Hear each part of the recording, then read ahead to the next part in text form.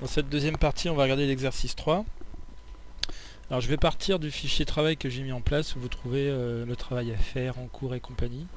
Les corrections sont donc systématiquement marquées après l'endroit où j'ai demandé de faire le travail. Par exemple pour l'exercice 2, vous avez un lien vers l'énoncé. On est toujours dans mon drive là. Vous avez un lien vers l'énoncé. Ensuite vous avez un lien vers la correction. J'ai rectifié des petites choses. Ici j'ai remis le vecteur K et puis là j'ai rajouté qu'on part sur un cube d'arête 1, sans quoi ça peut poser des problèmes effectivement. Ici un lien vers la vidéo qui nous emmène à l'extérieur du site. Question par rapport à l'exercice d'hier, l'exercice 2. La question 1, comment on est... Voilà. Ce que j'ai proposé c'est l'exercice 3. Alors il est où? Ah, il est là. Donc j'ai proposé ça hier, donc lundi. Donc l'énoncé et donc la correction. Alors on va voir la correction ensemble. J'ai construit un fichier avec GeoGebra, donc je vous encourage d'ailleurs à travailler avec pour établir vos figures, c'est assez pratique. Il suffit de parler ici en ligne de commande toute simple. Par exemple, quand j'ai mis le i milieu de AB, j'ai tapé i égale milieu entre les points A et B. Donc ça me le met directement ici, j'ai pas besoin de cliquer partout, c'est vraiment tout un tas de lignes de commande assez simples qui est assez intéressant à maîtriser pour faire des figures assez propres. On peut virer la grille, on peut virer les axes et obtenir une figure bonne proportion, etc. Il y a beaucoup d'options, on peut changer plein de choses en dynamique. Donc c'est vraiment pas mal et c'est gratuit et libre. Voilà. Donc, on revient à notre correction. La question, c'est construire les points JK. Donc moi, je me sers de GeoGebra tout simplement. On peut le faire avec les carreaux de la feuille en considérant qu'un carreau égale une unité de longueur, c'est pas gênant. Bon, ici, il y avait quand même des dimensions qui étaient AB 4 cm et AD 9 cm. Donc c'est mieux de respecter les dimensions, mais à la limite, on peut changer d'échelle, c'est pas un grave problème. L'intérêt de conserver les échelles, c'est que tous les calculs qu'on va faire, on peut les vérifier par une mesure sur le dessin. Par exemple, IK, on va trouver 6 cm, non, IK c'est ici, voilà. Non, c'est pas IK, pardon, d'ailleurs, je dis des bêtises, c'est IJ et BK. Donc on va trouver 632 et 602.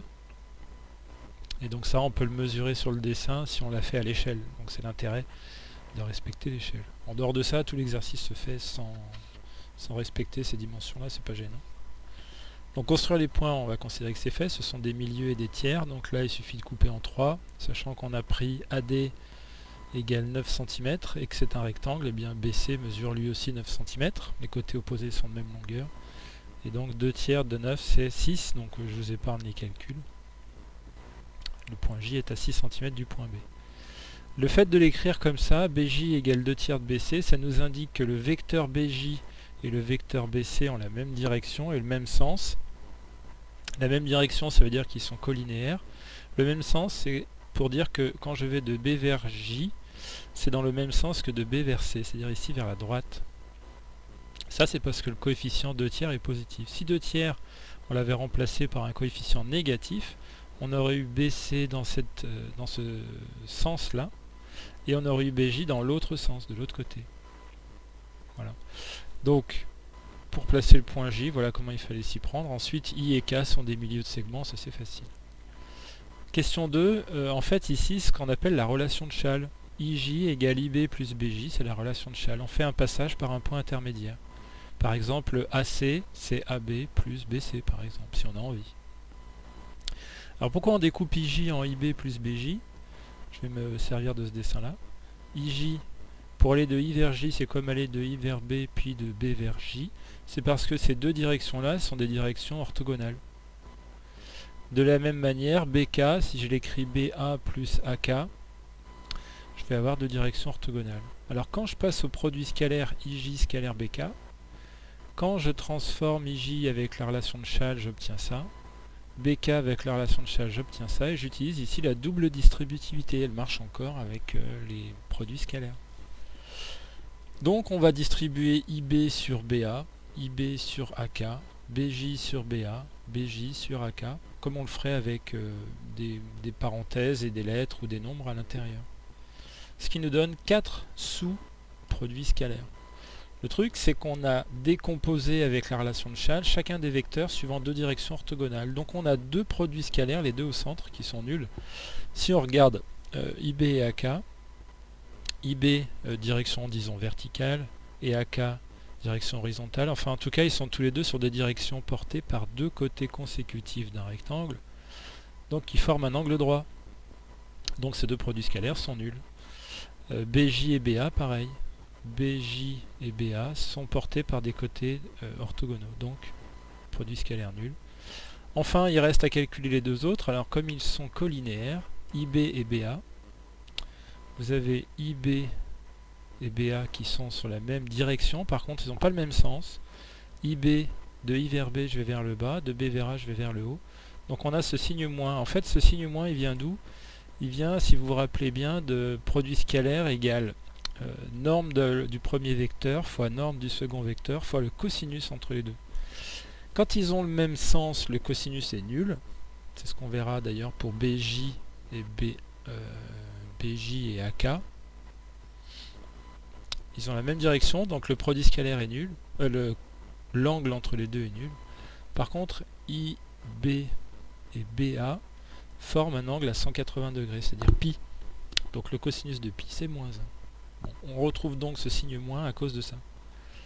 Même direction, cosinus égale 1. Direction contraire, et non, je dis des bêtises en plus. Même sens, cosinus de 0 égale 1. Et sens contraire, cosinus de pi égale moins 1. Alors ensuite, vous avez IB qui est en fait la moitié de AB, donc je l'ai écrit là, un demi de 4. BA qui vaut 4. Ensuite, vous avez BJ qui vient de celui-ci là. BJ c'est 2 tiers de 9. Et AK c'est la moitié de 9. Donc 2 tiers de 9 fois 1 demi de 9. Ce qui vous donne moins 8 pour le premier terme et 27 pour le deuxième terme. Les deux se simplifient et vous avez 9 fois 9 sur 3. Donc 9 tiers ça fait 3. 3 fois 9, 27. Donc on trouve bien les fameux 19 qui sont proposés dans la question 2 en passant par la relation de Chasles. Bon, calculer BK et IJ, ça se fait avec le triangle rectangle ABK, donc je l'ai détaillé façon Pythagore, donc il n'y a pas de souci. On trouve 40, donc racine de 40 pour le deuxième, et 36,25 pour le premier. Alors on peut préférer les fractions, ça fait 145 quarts, voilà. Ce qui explique le 1450 d'ailleurs à la fin. Et ensuite, la partie intéressante, c'est qu'on a calculé finalement la norme de BK, la norme de IJ, et le produit scalaire des deux vecteurs, mais par un moyen intermédiaire. Donc à la fin, on revient à la définition classique du produit scalaire. IJ scalaire BK, c'est la norme des deux vecteurs fois le cosinus de l'angle. Sauf qu'on connaît le produit scalaire, on a pris un chemin détourné, mais on est arrivé à le calculer sans ça, 19. On connaît la norme de IJ et on connaît la norme de BK. Donc le cosinus entre les deux vecteurs, le cosinus de l'angle JK, c'est finalement le produit scalaire divisé par tout ça. Donc c'est ce que j'écris là. On envoie les résultats des questions 2, 3 et 4. Donc question 2, question 3, question 4, ça nous a donné ça. Et puis je propose une petite simplification au niveau des racines. On en refait une avec la... Vous vous rappelez que la racine de A fois la racine de B, c'est racine de A fois B. Donc on remet tout ça sous la même racine, on les fusionne, disons. Et l'intérêt, c'est que 36,25, je disais que c'était 145 quarts. Et justement, le quart va bien aller avec 40, ça va se simplifier, donc on trouve 1450. Il y a un facteur 10 qui va sortir de tout ça, et donner 19 sur racine de 1450. Donc j'envoie ça dans ma calculatrice. Puisque c'est le cosinus qui donne ça, ben moi je veux l'angle, donc je calcule ce qu'on appelle l'arc cosinus, ou cosinus moins 1. Disons qu'on fait le chemin à l'envers du cosinus, c'est la signification de cette écriture. Et ça nous rend un angle en degrés si on a bien paramétré notre calculatrice en degrés. Sinon ça donnera un angle en radian, à peu près 1 radian, je crois, je sais plus, j'ai oublié. Je sais plus combien ça fait de radian ça. Pas loin de 1 radian je crois. Voilà, donc on trouve à peu près 60,07 degrés. Si je reviens à GeoGebra, l'intérêt c'est que je peux lui demander de tracer les deux segments. Je peux lui demander de dessiner l'intersection et de tracer mon angle. Et j'ai bien un angle de 60,07. C'est-à-dire que GeoGebra va m'aider à mesurer des longueurs ou des angles. Si vous regardez sur la gauche, quand je passe ma souris ici, vous voyez j'ai 6,32. Et quand je passe ma souris là, en cliquant, j'ai 6,02. C'est ce que je disais au tout début à propos de l'énoncé. Si vous avez respecté les dimensions qui étaient proposées, donc vous avez obtenu en centimètres la figure qui est ici, en mesurant BK, vous devriez trouver BK 6,02 degrés, enfin 6 cm, pardon. Et là 6,3. On est précis au millimètre, donc c'est pas très très précis, mais c'est plutôt rassurant, je pense, d'avoir ces mesures de vérification. Par contre, le 60,07, vous l'aurez qu'avec GeoGebra, il faudra sortir le rapporteur, vous trouverez 60,1, tout petit peu plus de 60 degrés. Et pour les angles, c'est moins évident. Donc l'intérêt de GeoGebra, c'est qu'il est assez précis pour les angles et les mesures, au centième. Donc c'est quand même pas mal. Voilà pour cet exercice 3. Donc aujourd'hui, je mettrai en ligne une partie sur maintenant ce qu'on va appeler les barycentres. Là on était sur des produits scalaires que vous avez pu voir au lycée, et maintenant on va parler barycentres qui sera étudié pour lundi prochain. Donc je mettrai le cours en ligne entre aujourd'hui et demain, parce que je vais faire des vidéos pour les autres classes. Voilà, je vous souhaite une bonne fin de semaine.